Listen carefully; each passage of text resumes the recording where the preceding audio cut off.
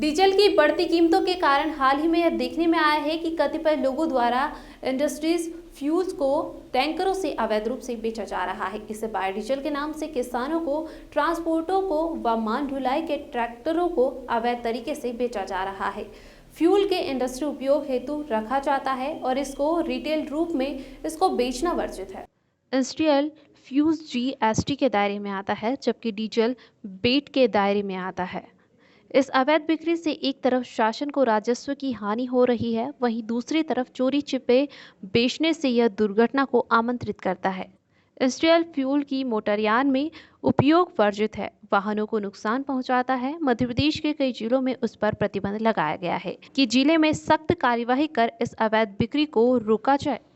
और हाल ही में हुए दामों में कटौती के चलते एक्साइज ड्यूटी घटाने से डीलर को नुकसान हो रहा है। प्रधानमंत्री द्वारा दिनांक 3 नवंबर 2021 को 5 रुपये पेट्रोल व 10 रुपये डीजल की एक्साइज ड्यूटी कम करने के निर्णय का हम समर्थन करते हैं, जिससे कि आम जनता को महंगाई से राहत मिली है। लेकिन पेट्रोल पंप डीलरों के लिए यह कदम घातक रहा है। एक्साइज ड्यूटी जब बढ़ाई गई तब उसका असर आरएसपी पर नहीं आने दिया गया था। विदिशा जिले में उपरोक्त घोषणा से पेट्रोल लगभग 6.30 व डीजल लगभग 1.25 रुपये कम हुआ था। 4 नवंबर 2021 को डीलर्स को इस कम हुए रेट में अपना माल बेचना पड़ा। ऐसे में जिले के प्रत्येक डीलर को लाखों रुपए का नुकसान हुआ। संपूर्ण जिले में कई करोड़ों रुपए का नुकसान हुआ है। यहाँ यह स्पष्ट करना होगा कि यह नुकसान डेली प्राइस चेंज से अलग है।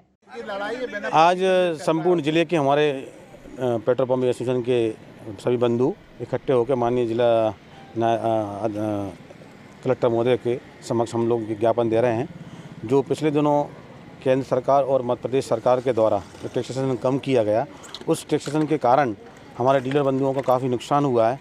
जिस रेशों में सरकार ने रेट वृद्धि की थी, अगर उस रेशों में यदि रेट की कमी होती तो शायद हमारे डीलर बंधु आज बच पाते इस नुकसान से। पर चूँकि सरकार ने एकदम टैक्सेशन को कम करके हमारे सभी बंधुओं का काफ़ी नुकसान हुआ है।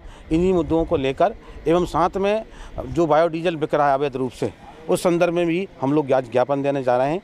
और जो लोग इस धंधे गोरख धंधे में लगे हुए हैं अवैध रूप से, उनके खिलाफ भी एफआईआर की मांग करते हैं। जिस तरीके से पहले पूर्व में जो टैक्सेशन की दर जो बढ़ाई गई थी और आज एक्साइज ड्यूटी जो बढ़ाई गई थी, उसका लाभ भी उस समय हम लोगों को प्राप्त नहीं हो पाया था। पर आज जिस तरीके से इन्होंने जो घटाई है, उससे हम लोगों को काफ़ी नुकसान हुआ है। मेरा माननीय प्रधानमंत्री जी से, पेट्रोलियम मंत्री जी से एवं माननीय मुख्यमंत्री जी से अनुरोध है कि भविष्य में इस तरीके की कभी भी कार्रवाई हो तो कम से कम इसकी पहले जानकारी दी जाए, जिससे कि हमारे सभी डीलर बंधु जो हैं इन नुकसान से बच सकें।